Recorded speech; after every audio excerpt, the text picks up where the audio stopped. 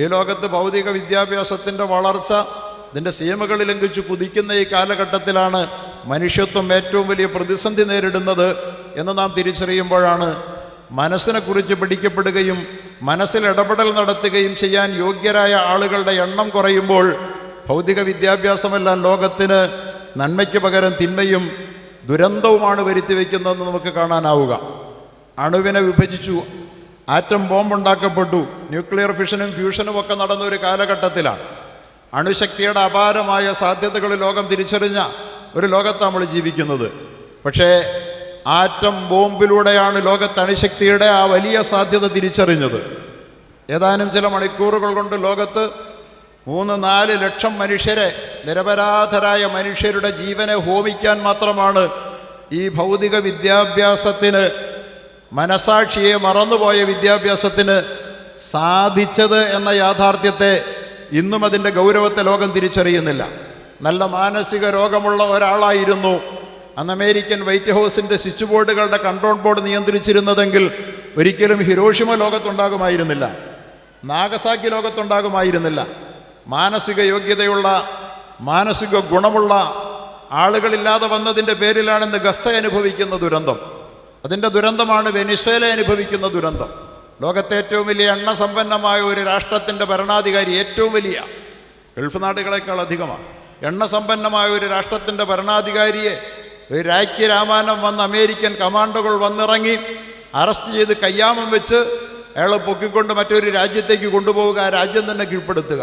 ഇപ്പോഴത്തെ ഇറാന് നേരെ യുദ്ധം ചെയ്യുക, ഗസയെ ചാരമാക്കുക, ചാമ്പലാക്കുക. ഇതൊക്കെ ലോകത്ത് സംഭവിക്കുന്നത് മാനസിക മൂല്യങ്ങൾ തകർന്നുപോയ, മാനസിക ആരോഗ്യം കുറഞ്ഞുപോയ മനോരോഗികൾ ലോകം ഭരിക്കുന്നത് കൊണ്ട് സംഭവിക്കുന്നതാണ്. ഇത്തരം മനോരോഗികളെ തിരുത്താൻ പറ്റുന്ന യോഗ്യതയുള്ള മനഃശാസ്ത്രജ്ഞന്മാർ ലോകത്ത് ഉയർന്നു വരണം. അത് ലോകത്തിൻ്റെ മുഴുവൻ അനിവാര്യമായ ആവശ്യമായി മാറിക്കഴിഞ്ഞിരിക്കുകയാണ്. അത് അവരുടെ എണ്ണം എത്ര കണ്ട് വളരുന്നു, വർദ്ധിക്കുന്നു എന്നത് ഏറ്റവും പ്രധാനപ്പെട്ട ഒരു സംഗതിയാണ്. അതുകൊണ്ട് മനസ്സിലാണ് മൂല്യങ്ങൾ ജനിക്കുന്നത്, മനസ്സിലാണ് നന്മകൾ വളരുന്നത്, മനസ്സുകൊണ്ടാണ് ലോകം സമാധാനത്തിലേക്ക് കുതിക്കുന്നത്, മനസ്സുകൊണ്ടാണ് ലോകം സ്വർഗീയമാകുന്നത് എന്ന യാഥാർത്ഥ്യം നമ്മൾ തിരിച്ചറിയണം. പ്രിയപ്പെട്ട സഹോദരങ്ങളെ, ഈ മനസ്സിനെ നന്നാക്കാനും മനസ്സിൽ ഇടപെടൽ നടത്താനും യോഗ്യരായ വിദഗ്ധന്മാരെ, യോഗ്യരായ ഡോക്ടർമാരെ സമൂഹത്തിൽ ഉൽപ്പാദിപ്പിച്ച് നൽകേണ്ടതുണ്ട്. പാണ്ഡിത്യം കൊണ്ട് മാത്രം കാര്യമില്ല, അറിവ് കൊണ്ട് മാത്രം കാര്യമില്ല. മനസ്സറിഞ്ഞ് ആ പാണ്ഡിത്യത്തെ പ്രയോജനപ്പെടുത്തുന്ന, ഉപയോഗപ്പെടുത്തുന്ന ആളുകൾ നമ്മുടെ സമൂഹത്തിലുണ്ടാകണം. വിദ്യാഭ്യാസം ധാരാളം ഉണ്ടായിട്ടുണ്ടല്ലോ, അധ്യാപകർ ധാരാളമുണ്ട്. എല്ലാ സ്കൂളുകളിലും കോളേജുകളിലും മക്കളെ പഠിപ്പിക്കുന്ന എത്രയാണ് ലോകത്ത് പടർന്ന് പന്തലിക്കുന്ന വിദ്യാഭ്യാസ സ്ഥാപനങ്ങൾ, ശിശു വിദ്യാഭ്യാസ സ്ഥാപനങ്ങൾ. അതുപോലെ തന്നെ നമ്മുടെ ടീനേജ് മക്കൾ പഠിക്കുന്ന, കൗമാരക്കാർ പഠിക്കുന്ന സ്കൂളുകളും കോളേജുകളുമൊക്കെ, അവിടെയൊക്കെ അധ്യാപകരില്ലാത്തത് കൊണ്ടല്ല, വിദഗ്ധരായ അധ്യാപകർ, ഡോക്ടറേറ്റ് ഉള്ളവർ ഒക്കെയായ അധ്യാപകരുടെ കീഴിൽ പഠിക്കുന്ന നമ്മുടെ ടീനേജ് മക്കൾ, നമ്മുടെ കുരുന്നുകൾ ഭൂലോക ക്രിമിനലുകളായി മാറുന്നു എന്നതാണ് യാഥാർത്ഥ്യം, അല്ലേ? അവരിൽ നിന്നാണ് ഈ ലോകത്തിൻ്റെ മുഴുവൻ ക്രിമിനലിസവും പടർന്നു വരുന്നത്. എന്തുകൊണ്ട്? അവരുടെ ക്രിമിനൽ മനസ്സിനെ നേരായ ദിശയിലേക്ക് തിരിച്ചുവിടാൻ ആവശ്യമായ മാനസിക ആരോഗ്യമുള്ള ആളുകൾ, അവരുടെ മനസ്സിനെ സാന്ത്വനപ്പെടുത്താൻ, അവരുടെ മനസ്സിൻ്റെ ഉടവുകളെ പരിഹരിച്ചെടുക്കാൻ, അവരുടെ മനസ്സിനെ സ്നേഹം കൊണ്ട് ചേർത്ത് പിടിക്കാൻ എങ്ങനെയാണ് ഇടപെടൽ നടത്തേണ്ടതെന്ന് അവർക്കറിയില്ല. ഈ വിദ്യാർത്ഥികളുടെ കഥ എങ്ങനെയാണെങ്കിൽ, യോഗ്യതയില്ലാത്ത അധ്യാപകരുടെ കരങ്ങളിൽ അർപ്പിക്കപ്പെട്ട വിദ്യാർത്ഥികൾ ലോകത്ത് ദുരന്തമായി പരിണമിക്കുകയാണ്. യോഗ്യതയില്ലാത്ത അധ്യാപകർ ലോകത്തിൻ്റെ ശാപമാണ്. അധ്യാപകർ മനുഷ്യൻ്റെ മനസ്സുകളിൽ, കുരുന്നുകളുടെ മനസ്സിൽ, ഭാവിയുടെ തലമുറയുടെ മനസ്സുകളിൽ ഇടപെടൽ നടത്തേണ്ടുന്ന അധ്യാപകർ അയോഗ്യന്മാരായി മാറിയ ഒറ്റ കാരണം കൊണ്ടാണ് ലോകം ഇത്രമാത്രം അപകടകരമായ പ്രവണതയിലേക്ക് പോയത്. സ്കൂളുകളിൽ, കോളേജുകളിൽ വിദ്യാർത്ഥികളുടെ, ടീനേജ് മക്കളുടെ വികലമായ മാനസിക പ്രവണതകളോട് സമരസപ്പെട്ടുകൊണ്ട് അവരെന്തിഷ്ടപ്പെടുന്നു അതിൻ്റെ പുറകെ അധ്യാപകർ ഒഴുകുന്ന ഒരു കാലമാണ്. പണ്ടൊക്കെ നമ്മുടെ അധ്യാപകർ അവരുടെ വഴിയെ മക്കളെ കൊണ്ടുവരുമായിരുന്നു. സ്നേഹം കൊടുത്ത്, സാരോപദേശങ്ങൾ കൊടുത്ത്, നല്ല മാതൃകകൾ കട്ടിക്കൊടുത്ത്, സ്നേഹം ചൊരിഞ്ഞു കൊടുത്ത് അവർ ആ കുഞ്ഞു മക്കളെ ഒപ്പം കൊണ്ടുവരുമായിരുന്നു. ഇന്നലകളിലൊക്കെ ഞങ്ങളുടെയൊക്കെ ഓർമ്മകളിൽ ഞങ്ങളുടെ സ്കൂളുകളിലെ അധ്യാപകന്മാരുണ്ട്. ആ അധ്യാപകന്മാർ എത്ര മനഃശാസ്ത്രപരമായാണ് ഞങ്ങളോട് ഇടപെട്ടിരുന്നത് എന്ന് ഇന്നും വളരെ ഗ്രഹാതുരത്വത്തോടുകൂടി ഞങ്ങളൊക്കെ ഞങ്ങളുടെ സഹോദരങ്ങൾ വീട്ടിൽ കൂടുമ്പോൾ ഓർക്കാറുണ്ട്. ഞങ്ങളെ തല്ലിയ അധ്യാപകരോടാണ് ഞങ്ങൾക്ക് കൂടുതൽ സ്നേഹം. ഇന്ന് അധ്യാപകർ കൊടുത്തിരിക്കുന്ന നിർദ്ദേശം തന്നെ വടി തൊട്ടു പോകരുതെന്നാണ്. ഇപ്പോൾ ആകാന്ന് പുതിയ നിർദ്ദേശം വന്നിട്ടുണ്ടെന്ന് അറിയുന്നത് കെടുതി അനുഭവിച്ചു കഴിഞ്ഞപ്പോൾ വടി തൊട്ടു പോകരുതെന്നാണ് മറ്റേ വിദ്യാഭ്യാസ ഡയറക്ടർ കൊടുത്ത നിർദ്ദേശം. ഒരു കാലത്ത് മക്കളോട് ഡോൺസ് പറയരുത് എന്നാ. ഡൂസ് ആൻഡ് ഡോൺസ് ഇല്ലാതെ മക്കളെ എങ്ങനെയാണ് നന്നാക്കുക? കൗമാര മക്കൾ അതിൻ്റെ മനസ്സിൻ്റെ അപകടതരങ്ങളെക്കുറിച്ച് സിഗ്മണ്ട് ഫ്രോയിഡൊക്കെ പറഞ്ഞ സിദ്ധാന്തങ്ങളൊക്കെ നമുക്കറിയാവുന്നതാണ്. മനസ്സിൻ്റെ വിവിധങ്ങളായ തലങ്ങൾ. വളരുന്ന ടീനേജ് മക്കൾ ഇഡ് ഓർ ലിബിഡോ എന്ന് പറയപ്പെടുന്ന ഒരു മാനസിക ഭാവത്തിന് വിധേയമാകുന്നവരാണ്. അത് കഴിഞ്ഞ് കുറച്ചങ്ങോട്ട് പോയി കഴിഞ്ഞാൽ ഈഗോയ്ക്ക് വിധേയമാകും. പിന്നെയും കടന്നു പോയാൽ സൂപ്പർ ഈഗോയ്ക്ക്. ഈ സൂപ്പർ ഈഗോയാൽ നിയന്ത്രിക്കപ്പെടുന്ന ഉന്നതമായ മാനസിക നിലവാരത്തിൽ എത്തുന്നതിന് മുമ്പ് ഈഗോ എന്ന് പറയുന്ന ഒരു രണ്ടാം തലമുണ്ട്. അതിനു മുമ്പ് ഒരു പ്രാഥമിക തലം, മനുഷ്യ മനസ്സിൻ്റെ വളരുന്ന മക്കളുടെ കൗമാരത്തിൻ്റെ ഏറ്റവും പ്രാഥമികമായ തലം എന്ന് പറയുന്നത് അത് തെറ്റുകളെ ആസ്വദിക്കുന്ന ഒരു കാലമാണ്. തെറ്റുകളെ ആസ്വദിക്കുന്ന വിശുദ്ധ ഖുർആൻ അതിനെ സംബന്ധിച്ച് പറയുന്നുണ്ട്. സിഗ്മണ്ട് ഫ്രോയിഡ് അതിനെ മൂന്നായി തിരിച്ചു. ഇഡോർ ലിബിഡോ എന്നും ഈഗോ എന്നും സൂപ്പർ ഈഗോ എന്നുമാണ് സിഗ്മണ്ട് ഫ്രോയിഡ് വ്യാഖ്യാനിച്ചതെങ്കിൽ മനസ്സിൻ്റെ ഈ മൂന്ന് തലങ്ങളെ വിശുദ്ധ ഖുർആൻ പരിചയപ്പെടുത്തുന്നുണ്ട്. നഫ്സുൽ അമ്മാറ എന്നും നഫ്സുൽ ലവ്വാമ എന്നും നഫ്സുൽ മുത്തുമയിന്ന എന്നും. എന്ന് പറഞ്ഞാൽ വളരുന്ന കൗമാരത്തിൻ്റെ മനസ്സ് തെറ്റുകളെ എൻജോയ് ചെയ്യുന്നതാണ്. വ്യഭിചരിക്കരുതെന്ന് പറഞ്ഞാൽ, ലഹരി ഉപയോഗിക്കരുതെന്ന് പറഞ്ഞാൽ, മദ്യം കഴിക്കരുതെന്ന് പറഞ്ഞാൽ പറഞ്ഞവനോട് പകയുണ്ടാകുന്ന, കഴിക്കാൻ ആഗ്രഹിക്കുന്ന, കൊതിക്കുന്ന ഒരു മനസ്സാണ് ടീനേജ് മക്കളുടേത്. ആ മക്കളെയാണ്, അവിടെയാണ് ഇടപെടൽ നടത്തേണ്ടത് അധ്യാപകന്മാർ, യോഗ്യതയുള്ള അധ്യാപകന്മാർ. അതിനെയാണ് അമ്മാറ എന്ന് ഖുർആൻ പറഞ്ഞത്. ഇഡ് ഓർ ലിബിഡോ എന്ന് മനഃശാസ്ത്രജ്ഞനായ സിഗ്മണ്ട് ഫ്രോയിഡ് വ്യാഖ്യാനിച്ചത്. തെറ്റാണ് അവർ എൻജോയ് ചെയ്യുക. അതാണ് അമ്മാറ, തെറ്റിനേറെ പ്രേരിപ്പിക്കുന്ന മനസ്സെന്നാണ് ആ മനസ്സിനെ കുറിച്ച് പറഞ്ഞത്. രണ്ടാമതൊരു ഘട്ടമുണ്ട്, തെറ്റിനെ കുറ്റപ്പെടുത്തുന്നിടത്തേക്ക് മനസാക്ഷി ഉണരുന്ന രണ്ടാം ഘട്ടം. അതിനെയാണ് അദ്ദേഹം ഈഗോ എന്ന് വിശേഷിപ്പിച്ചത്. വിശുദ്ധ ഖുർആൻ അതിനെക്കുറിച്ച് പറഞ്ഞത് നഫ്സുൽ ലവ്വാമ എന്നാണ്. എന്താണ് ലവ്വാമയുടെ അർത്ഥം? നേരെ ഈ പണ്ഡിതന്മാർക്കറിയാം. കുറ്റപ്പെടുത്തുന്ന മനസാക്ഷി എന്ന്. തെറ്റ് ചെയ്താൽ അത് തെറ്റായി പോയല്ലോ എന്ന് ഒരു തോന്നൽ വരുന്നത് കുറച്ചൊന്ന് പാകപ്പെട്ടിട്ടാണ്. അവിടം വരെ നമ്മുടെ മക്കളെ എത്തിക്കേണ്ടുന്ന ഉത്തരവാദിത്വം ഈ പ്രാഥമിക തലത്തിൽ അധ്യാപകന്മാർക്കാണ്. മനഃശാസ്ത്രം അറിയുന്ന അധ്യാപകരവിടെ വേണം. മൂന്നാമതൊരു തലമുണ്ട്, ഏതാണ്ട് കാട്ടുകൊള്ളക്കാരന്മാരും സാമൂഹിക ദ്രോഹികളും ഒക്കെ പിന്നെ നന്മ അന്വേഷിച്ച് നടക്കുന്ന ഒരു കാലമുണ്ട്. കാശിക്ക് പോകുന്ന, ഉംറയ്ക്ക് പോകുന്ന, നമ്മൾ കാണാറുണ്ടല്ലോ. എല്ലാം ആയി കഴിയുമ്പോൾ എല്ലാം അവസാനിപ്പിച്ചിട്ട് പിന്നെ എന്തെങ്കിലും നന്മ ചെയ്താലേ മനസ്സിന് സമാധാനം കിട്ടുള്ളൂ. ഇതാണ് സൂപ്പർ ഈഗോയുടെ കാലഘട്ടമെന്ന് സിഗ്മണ്ട് ഫ്രോയിഡ് പറയുന്നത്. വിശുദ്ധ ഖുർആൻ അതിനെക്കുറിച്ച് പറയുന്നത് അയാ അയ്യത്തുഹൻ നഫ്സുൽ മുത്മഇന്ന, നന്മയിൽ സംതൃപ്തി കണ്ടെത്തിയ ആത്മാവേ എന്നാണ്. നന്മയിൽ സംതൃപ്തി കണ്ടെത്തിയ ആത്മാവേ. അതൊടുവിൽ അങ്ങനെ മനുഷ്യരെത്തും. പക്ഷെ അതിൻ്റെ പ്രാഥമിക ഘട്ടം എന്ന് പറയുന്നത് തിന്മ ആസ്വദിക്കുന്ന നഫ്സുൽ ലവ്വാമയാണ്, ഇഡ് ഓർ ലിബിഡോ. നഫ്സുൽ അമ്മാറയാണ്, ഇഡ് ഓർ ലിബിഡോയാണ്. രണ്ടാമത്തേത് മനസാക്ഷി കുറ്റപ്പെടുത്തുന്ന മാനസിക തലത്തിലേക്ക് പിന്നെയാണ് അവൻ ഉയരുന്നത്. അല്പമൊക്കെ ഒന്ന് വളർന്നു കഴിയുമ്പോൾ അതിനെയാണ് ഈഗോ എന്ന് വിശേഷിപ്പിക്കപ്പെടുന്നത്. ഈഗോയാണ് പലപ്പോഴും തെറ്റിൽ നമ്മളെ പിന്തിരിപ്പിക്കുന്നത്, അല്ലേ? പലതും ചെയ്യണമെന്നുണ്ട്, പക്ഷെ നമ്മുടെ അഭിമാനബോധം, ഈഗോ അതിനനുവദിക്കുന്നില്ല. അതാണ് മനസാക്ഷി. കുറ്റപ്പെടുത്തുന്ന മനസാക്ഷിയിലേക്ക് നമ്മുടെ മക്കളെ ഒന്ന് എത്തിക്കണം. അവിടെയാണ് അധ്യാപകരുടെ ഇടപെടൽ ഉണ്ടാകേണ്ടത്. അവിടെ കഴിഞ്ഞ പിന്നെ നമുക്ക് വലിയ റോളൊന്നുമില്ല. മനസാക്ഷിയുടെ വിളിയോത്ത് മനുഷ്യ സമൂഹം പ്രവർത്തിച്ചോളും. കുറേ കഴിയുമ്പോൾ ഇതെല്ലാം മാറ്റിവെച്ചിട്ട് നന്മയുടെ വഴിയിലേക്ക്, വാർദ്ധക്യത്തിലേക്ക് സ്വാഭാവികമായും തിരിഞ്ഞു വരാനുള്ള ഒരു പ്രവണത മനുഷ്യ മനസ്സുകൾക്കുണ്ട്. അതുകൊണ്ട് മനുഷ്യപ്രകൃതിയുടെ മാനസികമായ പ്രകൃതത്തിൻ്റെ അന്തർധാര എന്താണ് എന്ന്, അതിൻ്റെ അന്തസത്ത എന്താണ് എന്ന് പ്രവാചകന്മാരാണ് ഈ ലോകത്തെ പഠിപ്പിച്ചത്. ദൈവികമാണ്, മനസ്സിൻ്റെ ഉടമസ്ഥനാണ് യഥാർത്ഥത്തിൽ പ്രവാചകന്മാർക്ക് ആ അറിവുകൾ നൽകിയത്. അതുകൊണ്ട് തന്നെയാണ് ലോക ചരിത്രത്തിൽ എക്കാലത്തും ആദരിക്കപ്പെട്ട മനുഷ്യർ ഡോക്ടർമാരല്ല. ലോക ചരിത്രത്തിൽ ഏറ്റവും കൂടുതൽ ആദരിക്കപ്പെടുന്ന മനുഷ്യർ സയൻറ്റിസ്റ്റുകളല്ല.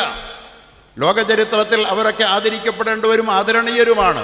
പക്ഷേ ഞാൻ നേരത്തെ സൂചിപ്പിച്ചതുപോലെ ദാർശനികന്മാരായ പ്ലേറ്റോയെപ്പോലെ, സോക്രട്ടീസിനെ പോലെ, അരിസ്റ്റോട്ടിലിനെ പോലെയൊക്കെയുള്ള മഹാദാർശനികന്മാർ, അതുപോലെ തന്നെ മഹാപ്രവാചകന്മാർ, ലോകത്തിൽ നിന്ന് 800 കോടി മനുഷ്യരുണ്ട്. ആ മനുഷ്യരെ സാധാരണഗതിയിൽ തരംതിരിക്കാറുള്ളത് ക്രിസ്ത്യാനികൾ 250 കോടി എന്നാണ്, മുസ്ലിമീങ്ങൾ 225 കോടി എന്നാണ് പറയുന്നത്, ഹിന്ദുക്കൾ വേറെ ഒരു 100-150 കോടിയോളം വരും. ഇങ്ങനെ ഈ മതത്തിൻ്റെ അടിസ്ഥാനത്തിൽ വിഭജനം നടത്തുമ്പോൾ അവരുടെയൊക്കെ ദാർശനികന്മാരായ, ആചാര്യന്മാരായ പ്രവാചകന്മാരെ ചുറ്റിപ്പറ്റിയാണ് ആളുകൾ അറിയപ്പെടുന്നത്. മോസസിൻ്റെ പേരിൽ, ജീസസിൻ്റെ പേരിൽ, മുഹമ്മദിൻ്റെ പേരിൽ, സല്ലല്ലാഹു അലൈഹി വഅലാ ആലിഹി വസല്ലമിൻ്റെ പേരിൽ. എന്തുകൊണ്ട്? മനുഷ്യ മനസ്സുകളുടെ അടിത്തറ, അതിൻ്റെ അന്തസത്ത തിരിച്ചറിഞ്ഞ് അവിടെ ഇടപെടൽ നടത്തിയ, മനുഷ്യൻ്റെ മനസ്സിനെ കർമ്മഭൂമിയാക്കിയ, അവരെ നേരിൻ്റെ വഴിയിലേക്ക് കൈപിടിച്ചാനയിച്ച മഹാമനീഷികളെ ലോകം മറക്കാതെ എന്നും ഓർമ്മയിൽ കാത്തുവെക്കും. അവരെ ലോകമെന്നും മറക്കാതെ ഓർമ്മയിൽ കാത്തുവെക്കും. ഫറോവയുടെ അനുയായികൾ ലോകത്ത് എത്രയുണ്ട്? അതേസമയം യേശുവിൻ്റെ അനുയായികൾ 250 കോടിയുണ്ട്, അല്ലേ? മോസസിൻ്റെ അനുയായികൾ, ഫറോവയുടെ ഏറ്റുമുട്ടിയ മോസസിൻ്റെ അനുയായികൾ എത്രയുണ്ട്? 100 കണക്കിന് കോടി ആളുകളുണ്ട്, കൃത്യമായും പറയാനറിയാം. മുഹമ്മദ് നബിയുടെ അനുയായികൾ എത്രയുണ്ട്? 100-300 കോടി, 250 കോടിയുണ്ട്. ശത്രുവായിരുന്ന അബൂജഹലിൻ്റെ അനുയായികൾ എത്ര പേരുണ്ട്? ആരെങ്കിലും ഉണ്ടോ? എബ്രഹാം പ്രവാചകന്റെ അനുയായികൾ, ലോകത്തെല്ലാ മതസ്ഥരും എബ്രഹാമിനെ അംഗീകരിക്കുന്നവരാണ്. പക്ഷേ എബ്രഹാമിനോട് ഏറ്റുമുട്ടിയ നമ്രൂദ് യുടെ അനുയായികൾ എത്ര പേരുണ്ട്? 1 കോടിയെങ്കിലും ചൂണ്ടിക്കാട്ടാനാകുമോ? ലോക ചരിത്രം മനുഷ്യൻ്റെ മനസ്സിനെ തിരിച്ചറിഞ്ഞ് അതിൻ്റെ ഉത്ഗ്രഥനത്തിന് വേണ്ടി, അതിൻ്റെ അഭിവൃദ്ധിക്ക് വേണ്ടി, അഥവാ മനുഷ്യനെ വാനോളം ഉയർത്താൻ വേണ്ടി പണിയെടുത്ത, മനസ്സിൽ ഇടപെടൽ നടത്തിയ മഹാമനീഷികളായ ദാർശനികന്മാരെയും പ്രവാചകന്മാരെയും നെഞ്ചോട് ചേർക്കുന്ന ലോകമാണ്. ഞാൻ സൂചിപ്പിച്ചത് വൈകിയ ഒരു സമയത്ത് ഉദ്ഘാടക എത്തിക്കഴിഞ്ഞിരിക്കുകയാണ്, ഞാൻ ദീർഘിപ്പിക്കുന്നില്ല. ഈ ഒരു സമയത്ത് ഇനിയും പ്രസംഗം നീട്ടാൻ ആഗ്രഹിക്കുന്നില്ല. മനസ്സാണ് യാഥാർത്ഥ്യം. മനസ്സെന്ന് പറയുന്നത് ഒരു അത്ഭുതമാണ്. മനസ്സിൻ്റെ ചിറകിലേറി തേരിലേറി മനുഷ്യൻ ആകാശ സീമകളുടേക്കും അപ്പുറത്തേക്ക് പറക്കുന്നവനാണ്. ആ മനസ്സിനെ ഉത്കൃഷ്ടമാക്കണം, അതിനെ നന്നാക്കണം, മനസ്സിൽ ഇടപെടൽ നടത്തണം. അതിന് ആവശ്യമായ അധ്യാപകർ ഈ ലോകത്തിന് ഏറെ അനിവാര്യമാണ്. മനസ്സാണ് യഥാർത്ഥത്തിൽ മനുഷ്യനെ വളർത്തുന്നത്. അറിയുമോ നിങ്ങൾക്ക് മനസ്സും ബോഡിയും തമ്മിലുള്ള വ്യത്യാസം അറിയാൻ ഒരു വാക്ക് കൂടി ഞാൻ പറയട്ടെ. ഈ ശരീരം നടന്നെത്തണമെങ്കിൽ അങ്ങേ കവലയിൽ കമലേശ്വരം ജംഗ്ഷനിൽ നടന്നെത്താൻ 10 മിനിറ്റ് വേണ്ടി വരും. പക്ഷേ എൻ്റെ മനസ്സിന് വാഷിങ്ടണിലൂടെ ഇപ്പോൾ പറന്നു നടക്കാൻ സമയം വേണ്ട, പാരീസിലൂടെ പറക്കാൻ സമയം വേണ്ട, ലോസ് ആഞ്ചലസിലൂടെ പറന്നു നടക്കാൻ സമയം വേണ്ട, സൗരയൂഥത്തിൽ പറന്നെത്താൻ സമയം വേണ്ട, ഗാലക്സികൾ താണ്ടി പറന്നു പോകാൻ സമയം വേണ്ട. അഥവാ മനുഷ്യൻ മനസ്സുകൊണ്ട് ഈ ഭൂമിയുടെ ഉപരിതലങ്ങളെ ഭേദിച്ചുയരാനും വളരാനും സാധ്യതയുള്ള ഒരനശ്വര സൃഷ്ടിയാണെന്നും ആ സൃഷ്ടിയെ യഥാർത്ഥത്തിൽ നിയന്ത്രിക്കുന്നത് അവൻ്റെ ഈ അന്തരംഗമാണ്, മനസ്സാണ് എന്നും അതിൽ മാലിന്യങ്ങൾ പുരളാതെ അതിനെ നിലനിർത്തിക്കൊണ്ടു പോയില്ലെങ്കിൽ ഈ ലോകത്ത് തന്നെ മനുഷ്യൻ കാലിടറി വീഴും. അതുകൊണ്ട് മനുഷ്യൻ്റെ മനസ്സിൽ ഇടപെടുന്ന പ്രിയപ്പെട്ട അധ്യേതാക്കളെ, അധ്യാപകരെ, നിങ്ങളാണ് ഈ ലോകത്തിൻ്റെ യഥാർത്ഥ ഗുരുക്കന്മാർ, വഴികാട്ടികൾ. കേവല ഭൗതികതയുടെ അധ്യാപനം നടത്തുന്നവരെക്കാൾ എത്രയോ ഉയരെയാണ് നിങ്ങളുടെ സ്ഥാനം. നിങ്ങൾ വളരെ സമർത്ഥമായി നിങ്ങൾ ഇടപെടൽ നടത്തിയാൽ, അറിയുമോ, നിങ്ങൾക്കിന്ന് ലോകത്ത് മനുഷ്യനൊരു സ്നേഹത്തിന് വേണ്ടി കൊതിക്കുന്നുണ്ട്, ഒരു ഇടപെടലിന് വേണ്ടി കൊതിക്കുന്നുണ്ട്. ഒന്ന് പരസ്പരം, നിങ്ങൾക്കറിയുമോ, ഒരു കഥ കേട്ടിട്ടുണ്ട്, വെറും കഥയല്ല. അമേരിക്കയിൽ ഒരാൾ, അദ്ദേഹം വിഷാദ രോഗത്തിനടിമപ്പെട്ടു. വിഷാദം എന്ന് പറയുന്നത് മനുഷ്യൻ്റെ മനസ്സിനെ കീഴ്പ്പെടുത്തുന്ന ദുരന്തമാണ്. ലോകത്തെ ഏറ്റവും വലിയ ഡെത്ത് കോസ് എന്താണെന്നറിയുമോ നിങ്ങൾക്ക്? ഏറ്റവും കൂടുതൽ ആളുകൾ ഒരു വർഷം മരിക്കുന്നത് എന്തിൻ്റെ പേരിലാണെന്ന്? ആത്മഹത്യയിലൂടെയാണ് മരിക്കുന്നത്. ലോകത്ത് മനുഷ്യന് ഏറ്റവും പ്രിയപ്പെട്ട സംഗതി എന്താ? അവൻ്റെ ജീവനാണ്, അല്ലേ? 10 കോടി സമ്പാദ്യമുള്ള അല്ലെങ്കിൽ 100 കോടി സമ്പാദ്യമുള്ള ഒരു സമ്പന്നൻ തൻ്റെ ആയുസ് 1 വർഷവും കൂടെ നീട്ടിക്കിട്ടുമെന്ന് കണ്ടാൽ 100 കോടിയും മുടക്കി അവൻ എവിടെയും പോയി ചികിത്സിക്കും. അത്രമേൽ താൻ സ്നേഹിക്കുന്ന, മനുഷ്യൻ സ്നേഹിക്കുന്ന ജീവനെ ഈ ലോകത്തൊരു വർഷം 10 ലക്ഷം ആളുകൾ സ്വയം ഹോമിക്കുന്നു എന്ന് വന്നാൽ വിഷാദത്തിൻ്റെ, മാനസിക തകർച്ചയുടെ ദുരന്തത്തെക്കാൾ വലിയൊരു ദുരന്തം ലോകം അനുഭവിക്കുന്നില്ല എന്ന് നമ്മൾ ആരെങ്കിലും തിരിച്ചറിഞ്ഞിട്ടുണ്ടോ? അങ്ങനെയാണ് നമ്മുടെ കൂട്ടത്തിൽ പല ആളുകൾ ആത്മഹത്യ ചെയ്തുകൊണ്ടിരിക്കുന്നു. നമ്മളതിനെ ഒരു ആത്മഹത്യ എന്ന് പറയുന്ന ഒറ്റപ്പെട്ട ഇൻസിഡൻറ്റുകളായി എഴുതി തള്ളുമ്പോൾ ചിലർ ആത്മഹത്യ ചെയ്യുന്നു, ചിലർ ആത്മഹത്യയുടെ വഴിയിലാണ്, വക്കീലാണ്. അങ്ങനെ ധാരാളം ആളുകൾ. ഒരു വർഷം ഇന്ത്യ രാജ്യത്തെ കണക്ക് 1,70,000 ഒന്നാണ്. അത് ഏറ്റവും കൂടുതൽ വിദ്യാഭ്യാസമുള്ള കേരളത്തിലാണ്. കേരളത്തിൽ 15,000 പേര് ഒരു വർഷം ആത്മഹത്യ ചെയ്യും. കേരളത്തിലാണ് ഏറ്റവും കൂടുതൽ വിദ്യാഭ്യാസം ഉള്ളത്. വിദ്യാഭ്യാസം കൊണ്ട് മനുഷ്യൻ്റെ മാനസികമായ മുരടിപ്പിനെ, വിഷാദത്തെ പിടിച്ചു കെട്ടാൻ കേവല വിദ്യാഭ്യാസത്തിനാകുന്നില്ല. മനസ്സിൻ്റെ ഔന്നത്യത്തിലേക്ക് ചിറകടിച്ച് പറക്കാൻ, അതിന് ദൈവദത്തമായ അതിൻ്റെ വിശാലതകളെ തിരിച്ചറിയാൻ അതിന് കഴിയണം. അയം നിജ പരോവേദി ഗണന ലഘുചേതസ, അയം നിജ പരോവേദി ഗണന ലഘുചേതസ ഉദാരചരിതാനാം തു വസുധൈവ കുടുംബകം എന്നല്ലേ വേദസൂക്തികൾ നമ്മെ പഠിപ്പിക്കുന്നത്. ഞാൻ നീ എന്ന വിധത്തിൽ മനുഷ്യനെ വേർതിരിച്ച് അന്യതാബോധത്തോടുകൂടി സങ്കല്പിക്കുകയും പ്രവർത്തിക്കുകയും ചെയ്യുന്നവൻ ചെറിയ മനസ്സിൻ്റെ ഉടമയാണ്. ആകാശ ചെരിവുകളിലേക്ക് ചിറകടിച്ച് പറക്കുന്ന, ഗാലക്സികൾ താണ്ടിപ്പറക്കുന്ന, വാഷിങ്ടണിലൂടെ സമയത്തിൻ്റെ ആവശ്യമില്ലാതെ പാറിപ്പറക്കുന്ന ആകാശത്തിൻ്റെ അവശിഷ്ടമായ സ്പന്ദമായ ഈ മനസ്സ്, ആ മനസ്സിനെ അന്യതാബോധം കൊണ്ട് മനുഷ്യൻ ചെറുതാക്കുകയാണ്. ഹിന്ദുവെന്ന് ഇപ്പം അങ്ങനെ ഉണ്ടല്ലോ, ഹിന്ദുവെന്ന്, ക്രിസ്ത്യാനിയെന്ന്, മുസ്ലിമെന്ന് വർഗീയമായി വേർതിരിക്കുന്ന, ജാതി കൊണ്ട് വംശീയമായി വേർതിരിക്കുന്ന ഇവനൊക്കെ ചെറിയ മനസ്സിൻ്റെ ഉടമകളാണ്. വലുതായിരിക്കേണ്ട മനസ്സിനെ ചെറുതാക്കുന്നവനാണ് വേദം പഠിപ്പിക്കുന്നത്.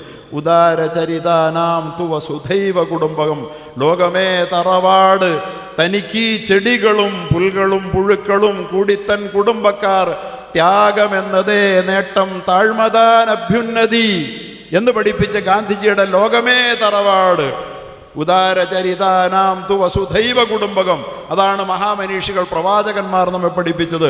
ലോകം മുഴുവൻ നമ്മുടെ തറവാടാണെന്ന് സങ്കല്പിക്കുന്ന വിശാലമായ ഒരു മാനസികാവസ്ഥയുടെ കുറവ് കൊണ്ട് അയലത്ത് താമസിക്കുന്നവനെ പോലും തിരിച്ചറിയാതെ. ഞാൻ എറണാകുളത്താണ് സേവനം ചെയ്യുന്നത്. അവിടെ വലിയ ടവറുകളിലാണ് ആളുകൾ താമസിക്കുന്നത്. ഒരു റൂമിൽ താമസിക്കുന്നവൻ, ഒരേ ഫ്ലാറ്റിൽ താമസിക്കുന്നവന് വർഷങ്ങളോളം താമസിച്ചാലും അവരെന്നെ അറിയില്ല. അമേരിക്കയിൽ അടുത്ത കാലത്ത് സംഭവമുണ്ടായി. അവിടെ താമസിക്കുന്ന ഒരാൾ വിഷാദരോഗിയാണ്. ആരും തനിക്കായില്ല എന്ന നിരാശാബോധവുമായി മരിച്ചു കളയാമെന്ന് തീരുമാനിച്ചിട്ട്, ആരും തനിക്കാരുമില്ലെന്ന ചിന്ത, വിഷാദമാണ് അദ്ദേഹത്തെ അലട്ടുന്ന രോഗം. ആ വിഷാദത്തിൻ്റെ പേരിൽ ആത്മഹത്യ ചെയ്യുന്നവരാണ് 10 ലക്ഷം ആളുകൾ ഒരു വർഷം ഈ ഭൂമിയിൽ. അത്രമേൽ മനുഷ്യൻ തൻ്റെ മാനസിക പ്രശ്നങ്ങളാൽ മനുഷ്യൻ അലട്ടപ്പെടുന്നുണ്ട്. അവിടെയാണ് നിങ്ങളുടെ ഇടപെടലെന്ന് ഞാൻ സൂചിപ്പിക്കാൻ വേണ്ടിയാണ് പറഞ്ഞത്. അയാൾ ഇറങ്ങി ഒരു മരണക്കുറിപ്പ് എഴുതി വെച്ചു. ഞാൻ മരിക്കാൻ തീരുമാനിച്ചിരിക്കുകയാണ്, തനിക്കാരുമില്ല. പക്ഷെ അദ്ദേഹം മരിക്കാൻ തീരുമാനിച്ചത് 3 കിലോമീറ്ററുകൾക്ക് അപ്പുറമുള്ള ഒരു നദിയുടെ കുറുകെ സ്ഥാപിച്ചിരിക്കുന്ന ഒരു പാലത്തിൽ നിന്ന് നദിയിലേക്ക് എടുത്തു ചാടി മരിക്കാനാണ്. നദിയിലേക്ക് ചാടി മരിക്കാൻ 3 കിലോമീറ്റർ നടന്നു പോകണം. അദ്ദേഹം എഴുതി, ആരുമില്ലാത്ത, എന്തേ എന്നോട് ചോദിക്കാൻ, ഹലോ എന്നോട് പറയാൻ ആരുമില്ലാത്തൊരു ലോകത്താണ്, അമേരിക്കയിലാണ് എൻ്റെ ജീവിതം. ഞാൻ കടന്നു പോകുന്ന വഴിയിൽ ആരെങ്കിലും എൻ്റെ പുറത്തുനിന്ന് തട്ടിയാൽ, എന്തുണ്ട് വിശേഷമെന്നൊന്ന് ചോദിച്ചാൽ, മരിക്കാറുള്ള എൻ്റെ തീരുമാനം ഞാൻ തിരുത്തുമെന്ന് മരണക്കുറിപ്പ് എഴുതി വെച്ചിട്ട് ആ മനുഷ്യൻ ആ നദിക്കരയിലേക്ക്, പാലത്തിലേക്ക് നടന്നുപോയി. പക്ഷെ പാലത്തിലെത്തുന്നത് വരെ 3 കിലോമീറ്റർ പ്രബുദ്ധമായ, വിദ്യാസമ്പന്നമായ എന്നൊക്കെ നാം വിശേഷിപ്പിക്കുന്ന അമേരിക്കയുടെ തെരുവിൽ ആ മനുഷ്യൻ്റെ പുറത്തൊന്ന് തട്ടാനോ ഹെലോ എന്ന് പറയാനോ ഒരാളുമുണ്ടായില്ല. ആ മനുഷ്യൻ ആ നദിക്കരയിൽ നിന്ന് നദിയിലേക്ക് എടുത്തു ചാടി ആത്മഹത്യ ചെയ്തു. ലോകം കേട്ട വാർത്തയാണിത്. മറ്റൊന്നാണ്, അമേരിക്കയിലെ ഒരു വലിയ ഓഫീസിൽ ഒരാഴ്ചയോളം ഒരു മനുഷ്യൻ തൻ്റെ ഓഫീസിലെ കസേരയിൽ മരിച്ചിരുന്നു. ഒരാഴ്ചയോളം മരിച്ചിരുന്നു. ആ മനുഷ്യനോടൊരു ഹലോ പറയാൻ ആരും ഉണ്ടായില്ല. ഇവിടെയാണ് മതം മനുഷ്യൻ്റെ മനസ്സിനെ വലുതാക്കുന്ന സന്ദേശങ്ങൾ നൽകുന്നത്. ഹക്കുൽ മുസ്ലിമി അലൽ മർഇ സിത്തുൻ, ഒരു മനുഷ്യന് മറ്റൊരാളോട് 6 ബാധ്യതയാണ്. ഒന്ന്, ഇദാ ലഖീതഹു ഫസല്ലിം അലൈഹി, കണ്ടാൽ ഒരു സലാം പറയണം. തനിക്കാരുമില്ലെന്ന ഒരു തോന്നൽ ഒരിക്കലും തെരുവിലൂടെ നടന്നു പോകുന്ന നീ അറിയുന്നതോ അറിയാത്തതോ ആയ ഒരാൾക്കും ഉണ്ടാകരുത്. ഒരു സലാം കൈമാറിക്കൊണ്ട് നിനക്ക് ഞാനുണ്ട് എന്ന തോന്നൽ ഈ ലോകത്ത് ജീവിക്കുന്ന ഓരോ മനുഷ്യനും സൃഷ്ടിക്കാൻ നിനക്കാകണമെന്ന്. അത് 6 ബാധ്യതകളിൽ ഒന്നാണ്, മനുഷ്യനോടുള്ള ബാധ്യതകളിൽ ഒന്നാണ് എന്ന്. തുമ്മിയിട്ട് അൽഹംദുലില്ലാ, തുമ്മിയിട്ട് ഒരു മനുഷ്യൻ നിൽക്കുന്നത് കണ്ടാൽ അവൻ ദൈവത്തെ സ്തുതിച്ചാൽ അവന് നീ സ്തുതി ഏറ്റുപറയണം. കണ്ടോ, തുമ്മിയാൽ പോലും ഇടപെടൽ നടത്തണം മനുഷ്യന് വേണ്ടി. എന്താണ് തുമ്മിയാൽ ഇടപെടൽ നടത്തേണ്ടത്? ഞാൻ മംഗളം മാസികയിൽ ഒരു 25 വർഷം മുമ്പ്, അന്ന് മംഗളമൊക്കെ വായിക്കുന്ന കാലം, ഇപ്പോൾ അതിനൊന്നുമില്ല, വായിക്കുന്ന കാലത്താണ്. അതിലൊരു ചെറിയ കോളം ന്യൂസ്, അമേരിക്കയിലൊക്കെ അവിടുത്തെ ആളുകൾ തുമ്മിയാൽ പ്രൈസ് ദ ലോർഡ് എന്ന് പറയാൻ തുടങ്ങിയിരിക്കുന്നു, ദൈവത്തിന് സ്തുതി എന്ന്. എന്താണ് അതിന് കാരണം? അവർ പറയുന്നു, തുമ്മുമ്പോഴാണ് ആകെ മനുഷ്യൻ്റെ ഹൃദയം സ്തംഭിക്കുന്ന ഒരേ ഒരു നിമിഷം. ജീവിച്ചുകൊണ്ടിരിക്കുന്ന ഒരു മനുഷ്യൻ്റെ ഹൃദയം സ്തംഭിക്കുന്ന ജീവിതത്തിലെ ഒരേ ഒരു നിമിഷം മനുഷ്യൻ തുമ്മുമ്പോഴാണ്. 120 കിലോമീറ്റർ വേഗത്തിൽ, ശക്തമായ വേഗത്തിൽ വായുവിൻ്റെ പ്രവാഹം പുറത്തോട്ട് സംഭവിക്കുമ്പോൾ അതിൻ്റെ പ്രഭവ കേന്ദ്രത്തിൽ തിരിച്ചൊരു പ്രതിപ്രവർത്തനം നടക്കുന്നതിൻ്റെ ഫലമായി ഹൃദയം സ്തംഭിച്ചു പോകുന്നു എന്നാണ്. ആ സ്തംഭിക്കുന്ന ഹൃദയം മരണതുല്യമായ അവസ്ഥയെ അഭിമുഖീകരിക്കുക. അവിടെയാണ് പ്രവാചകൻ പഠിപ്പിച്ചത് അൽഹംദുലില്ലാ എന്ന് തുമ്മുമ്പോൾ പറയണമെന്ന്. നോക്കണേ, ഇടപെടൽ ഒരു മനുഷ്യജീവിയുടെ, സഹജീവിയുടെ ഒരു പ്രശ്നത്തിൽ അതൊരു തുമ്മൽ ഒരു പ്രശ്നമാണെന്നാണ് പറഞ്ഞത്. പോരാ, കേട്ടവൻ അൽഹംദുലില്ലാ എന്നവൻ പറയണം, അല്ലാഹുവേ ഈ മരണതുല്യമായ സാഹചര്യത്തെ അതിജീവിക്കാൻ ഭാഗ്യം തന്ന നിനക്ക് സ്തുതി എന്ന് പറയണമെന്ന് പ്രവാചകൻ. നമ്മളത് പറയാറില്ലേ? എല്ലാവരും പറയുന്നവരല്ലേ? കേട്ടവൻ പറയണം ഇർഹമുക്കല്ലാ, ദൈവം നിനക്ക് കരുണ ചെയ്യട്ടെ, വളരെ പ്രതിസന്ധിയിലൂടെയാണ് നീ കടന്നുപോയതെന്ന്. മൂന്നാമത് ഈ തുമ്മിയാൾ അപ്പോൾ പറയണമെന്ന് എന്താ പറയണ്ടേ? യഹ്ദീക്കും, എല്ലാവരും പറയുന്നത് കേട്ടോ, യഹ്ദീക്കുമുല്ലാഹു വയുസ്ലിഹു ബാലക്കും. തുമ്മിയവൻ്റെ ഹൃദയം സ്തംഭിച്ചിട്ടില്ല, ചലിക്കുന്നുണ്ട് എന്ന് അവനെ കൊണ്ട് പറയിച്ചിട്ടേ നീ അവിടെ നിന്ന് കടന്നു പോകാവൂ എന്ന് ഇസ്ലാമിൻ്റെ ഒരു സന്ദേശമാണ്. കണ്ടാൽ സലാം പറഞ്ഞുകൊണ്ട് തനിക്കാരുമില്ലെന്നുള്ള തോന്നലിൽ നിന്ന് സമൂഹത്തെ മോചിപ്പിക്കണമെന്ന്. എല്ലാ മതങ്ങളും ഇതൊക്കെ തന്നെയാണ് പഠിപ്പിക്കുന്നത്. ഞാനൊരു മതത്തിൻ്റെ സോഴ്സിൽ നിന്ന് നിങ്ങളെ ഉദ്ധരിക്കുന്നു എന്ന് മാത്രമേ ഉള്ളൂ. ഈ ഇടപെടലുകൾ വേണ്ടേ നമുക്ക്? അന്യവൽക്കരണമാണോ വേണ്ടത്? ചേർത്ത് പിടിക്കലല്ലേ വേണ്ടത്? അങ്ങനെ സംഭവിച്ചാൽ ആ അമേരിക്കയിലെ ചെറുപ്പക്കാരൻ മരിക്കുമായിരുന്നില്ല. അങ്ങനെ ഇടപെടൽ തുമ്മിയാൽ, ഞാൻ ഓർക്കാറുണ്ടായിരുന്നു, സലാം പറയുമ്പോൾ അസ്സലാമു അലൈക്കും പറഞ്ഞാൽ വലൈക്കും അസ്സലാം ഒക്കെ കടന്നു പോകാം. പക്ഷെ തുമ്മിയവൻ അൽഹംദുലില്ലാ പറഞ്ഞാൽ ഇർഹമുക്കല്ലാ ഇവൻ പറയണം. പിന്നെ തുമ്മിയവൻ നിന്നിട്ട് യഹ്ദീക്കുമുല്ലാ എന്നുകൂടി പറഞ്ഞിട്ട് പോകണമെന്ന് പറഞ്ഞത് എന്തിനാന്ന് ഞാൻ ഈ മംഗളം വായിച്ചപ്പോഴാണ് അതിൻ്റെ ഉത്തരം കിട്ടിയത്. അവൻ്റെ ഹൃദയം സ്തംഭിച്ചിട്ടുണ്ട്, അവൻ സംസാരം ആരംഭിച്ചിട്ടുണ്ടെന്ന് ഉറപ്പുവരുത്തിയിട്ടേ കടന്നു പോകാവൂ എന്ന്. ലോകത്തുള്ള 250 കോടി മുസ്ലിമും മതബോധമുള്ളവരും അത് ചെയ്യുന്നു. ഈ സദസ്സിനോട് എന്ത് പ്രാർത്ഥനയാണ് ചെയ്യേണ്ടതെന്ന് ചോദിച്ചപ്പോൾ നിങ്ങളെല്ലാവരും ഒരുപോലെ പറഞ്ഞു യഹ്ദീക്കുമുല്ലാഹ് വയുസ്ലിഹു ബാലക്കും, അള്ളാഹു നിന്നെ നേർവഴിയിൽ നടത്തട്ടെ, വയുസ്ലിഹു ബാലക്കും, നിന്റെ ഹൃദയത്തെ ആരോഗ്യമുള്ളതാക്കട്ടെ. എൻ്റെ അർത്ഥം എന്താ? ബാൽ, ഹൃദയം, നിന്റെ ഹൃദയത്തിന് ആരോഗ്യം തരട്ടെ. ഹൃദയത്തിലാണ് പ്രശ്നം. അത്രയും മനുഷ്യന്റെ പ്രശ്നങ്ങൾ. ഒരു ഉപദേശം ചോദിച്ചാൽ, കൗൺസിലിംഗ് ചോദിച്ചാൽ കൊടുക്കണം, കാശ് കിട്ടാതെയും കൊടുക്കണം. കാശിന് വേണ്ടിയുള്ള കൗൺസിലിംഗ് ആകരുത്. ആത്മാർത്ഥതയോടുകൂടി മനുഷ്യന്റെ പ്രശ്നത്തിൽ കൗൺസിലിംഗ് കൊടുക്കണം. വൈദാ മരിള ഫൗദുഹു, രോഗിയായാൽ പോയി കാണണം. 6 ഉത്തരവാദിത്വങ്ങളാണ്. അതുപോലെ വൈദാ മാത്ത, അവൻ മരിച്ചാൽ അവൻ്റെ സംസ്കരണത്തിൽ പങ്കുചേരണം. ഇങ്ങനെ മനുഷ്യനിൽ ഇടപെടൽ നടത്തിക്കൊണ്ട്, അവിടെ ജാതിയില്ല, മതമേതുമില്ല, മനുഷ്യൻ്റെ മനസ്സിനെ സാന്ത്വനിപ്പിക്കാൻ പഠിപ്പിക്കുന്ന ഇത്തരം പ്രത്യയ ശാസ്ത്രങ്ങളുടെ പ്രചോദനങ്ങൾ നമ്മെ നയിക്കുമെങ്കിൽ, മതമാണെന്ന് പറഞ്ഞിട്ട് ഭിന്നിപ്പിക്കാൻ എന്ത് വഴിയുണ്ടെന്നാലോചിക്കുന്നതിനപ്പുറത്ത് മതമാണെങ്കിൽ മനുഷ്യനെ ജാതിക്കും മതത്തിനും അതീതമായി ചേർത്ത് പിടിക്കാൻ എന്താണ് കഴിയുക എന്നാലോചിക്കുന്നിടത്തേക്ക് നാം ഉയരുമെങ്കിൽ, ഈ ഇരിക്കുന്ന നാം എന്ന് മാത്രമല്ല, ലോകത്ത് ഈ ജീവിക്കുന്ന കേരളീയ സമൂഹം മുഴുവൻ, ലോകം മുഴുവൻ മാറുമെങ്കിൽ ലോകം സ്വർഗീയമാകും. അതിലേക്കുള്ള ഒരു വരവാണ്, അതിനുവേണ്ടിയിട്ടുള്ള ശക്തമായ ഒരു ഇടപെടലാണ് ഈ കൗൺസിലിംഗ് സംവിധാനം. അത് ആവേശത്തോടു കൂടി അതിനെ പ്രയോജനപ്പെടുത്താൻ സന്നദ്ധരായി സമയം മാറ്റിവെച്ച് സ്വയം മറ്റുള്ളവർക്ക് മാനസിക ആരോഗ്യം പകർന്നു കൊടുക്കാൻ ശ്രമിക്കണമെങ്കിൽ തനിക്ക് ആദ്യം മാനസിക ആരോഗ്യം ഉണ്ടാകണ്ടേ? അതാണ് യഥാർത്ഥത്തിൽ പ്രധാനമായത്. അതുകൊണ്ടൊരു പോസിറ്റീവ് വൈബായി നമുക്ക് കടന്നു പോകുന്ന മുഴുവൻ മേഖലകളിലൂടെയും കടന്നു പോകാൻ. ഈ സദസ്സിൽ ഒരാൾ നന്നായി ചിരിച്ചാൽ നമ്മളൊക്കെ ചിരിച്ചു പോകും, കാരണം അറിയാതെ ചിരിക്കും, അല്ലേ? അതുപോലെ തന്നെ ഒന്ന് ചുമച്ചാൽ നമ്മളൊക്കെ താനെ ചുമച്ചു പോകും.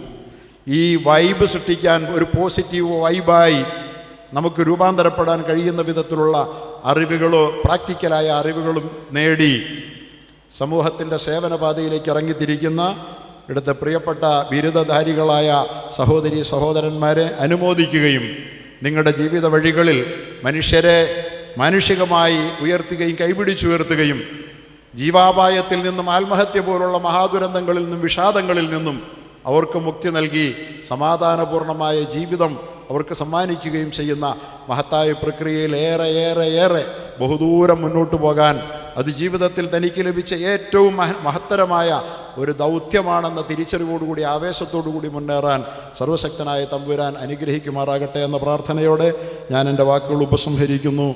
അസ്സലാമു അലൈക്കും വറഹ്മത്തുള്ളാഹി. അഭിവാദനങ്ങൾ.